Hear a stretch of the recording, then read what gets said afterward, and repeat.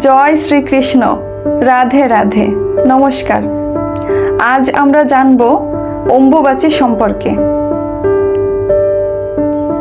অম্বুবাচী হলো হিন্দু ধর্মের একটি পবিত্র বাৎসরিক আচার বা ব্রত। আষাঢ় মাসে সাধারণত 22 থেকে 26শে জুন সূর্য যখন মিথুন রাশিতে প্রবেশ করে তখন লোকবিশ্বাস অনুযায়ী ধরিত্রী বা পৃথিবী মা ঋতুমতী বা রজস্বলা হন। একে সৃষ্টির প্রতীক ও উর্বরতার কাল হিসেবে বিবেচনা করে 3 দিন বিশেষ নিয়ম পালন করা হয়। অম্বু অর্থ জল এবং বাচী অর্থ বৃদ্ধি বা প্রকাশ। গ্রীষ্মের খরার পর বর্ষার আগমনে ধরিত্রী সিক্ত হয়ে নতুন বীজ ধারণের উপযুক্ত হয়। নারী যেমন ঋতুকালের পরে সন্তান ধারণে সক্ষম হন, তেমনি ধরিত্রী অম্বুবাচীর পর শস্য শ্যামলা হয়ে ওঠেন। ভারতের আসামের গুয়াহাটিতে অবস্থিত ঐতিহাসিক কামাখ্যা মন্দিরে এই উপলক্ষে 4 দিনব্যাপী বিশাল অম্বুবাচী মেলার আয়োজন করা হয়, যা তন্ত্র সাধনা ও মাতৃশক্তির উপাসনার জন্য অত্যন্ত বিখ্যাত। ঋতুকালে বিশ্রাম দেওয়ার মতো এই 3 দিন জমিতে লাঙল দেওয়া, মাটি খোঁড়া বা বীজ বপন সম্পূর্ণ নিষেধ থাকে। এই 3 দিন কোনো ধরনের শুভ কাজ যেমন বিবাহ, গৃহপ্রবেশ বা উপনয়ন অনুষ্ঠিত হয় না।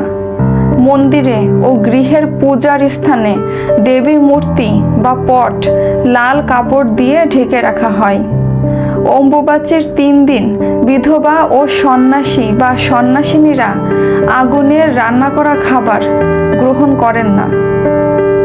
তারা সাধারণত ফলমূল ও কাঁচা দুধ খেয়ে কাটান এবং এই সময়টাকে পবিত্র উপবাস ও জপের মাধ্যমে অতিবাহিত করেন। অম্বুবাচীর আগের দিনটিকে বলা হয় অম্বুবাচী প্রবৃত্তি। 3 দিনের পরের দিনটিকে বলা হয় অম্বুবাচী নিবৃত্তি। এর পরেই চাষিরা আবার চাষাবাদ শুরু করতে পারেন। দক্ষিণ পশ্চিমবঙ্গের প্রতিটি গ্রামে এই ধর্মীয় আচার আজও প্রচলিত। বাংলার পাশাপাশি অন্য প্রদেশেও অম্বুবাচী ব্রত প্রচলিত রয়েছে। এই সময়ে কৃষকেরা ছুটি পালন করেন। মেয়েদের কৃষি ও গৃহকর্ম থেকে পুরোপুরি বিরত রাখা হয়। অম্বুবাচীর দিনগুলি তাদের কাছে বিশ্রামের দিন। এই সময় তারা নতুন জামাকাপড় পরেন, সিঁদুরে সজ্জিত হন। চলুন এবার ভালো করে জেনে নেই এ সময় কি কি কাজ করা নিষেধ। অম্বুবাচীতে ভূমি কর্ষণ ও বৃক্ষরোপণ নিষেধ, কারণ এই সময় ধরণী ঋতুমতী হয়।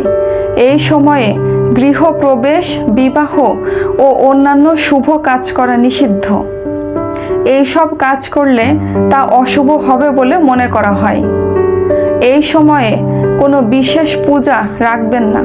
তবে কোনো বছর যদি এই সময় জগন্নাথ দেবের রথযাত্রা পড়ে তবে তা নির্দিষ্ট নিয়ম মেনেই হতে পারে, কেননা এই সময় নিত্যকর্ম হবে, কাম্যকর্ম হবে না। রথযাত্রা নিত্যকর্ম। যারা আদি শক্তির বিভিন্ন রূপ যথা কালী, দুর্গা, জগদ্ধাত্রী, বিপত্তারিণী, শীতলা, চণ্ডীর মূর্তি বা পট পূজা করেন, তারা মূর্তি বা পট লাল কাপড়ে ঢেকে রাখবেন। পূজার সময় কোনো মন্ত্র পাঠ করবেন না, কেবল ধূপ দ্বীপ দেখিয়ে প্রণাম করলেই হবে। অম্বুবাচীতে ভুলেও মূর্তি বা পট স্পর্শ করবেন না।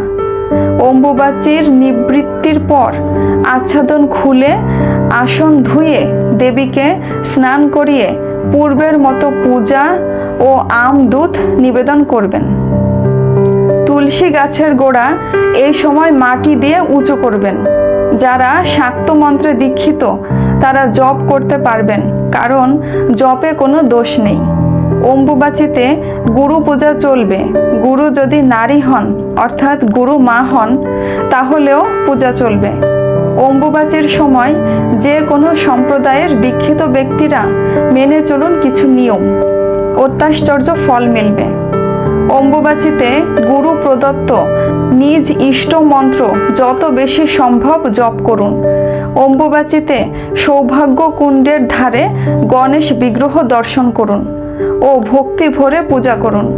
সৌভাগ্য কুণ্ডের পশ্চিম পাড়ে বিধিপূর্বক স্নান ও তর্পণ করুন।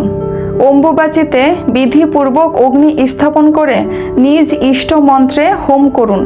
মধ্যরাতে কাঙ্ক্ষিত ফল লাভের জন্য মনে মনে প্রার্থনা জানান দেবী কামাখ্যাকে। এতে মনস্কামনা পূরণ হয়। সর্পভয় নিবারণের জন্য আম ও দুধ সেবন করুন। এই সময় আম ও দুধ খেলে 1 বছর সাপের ভয় থাকে না।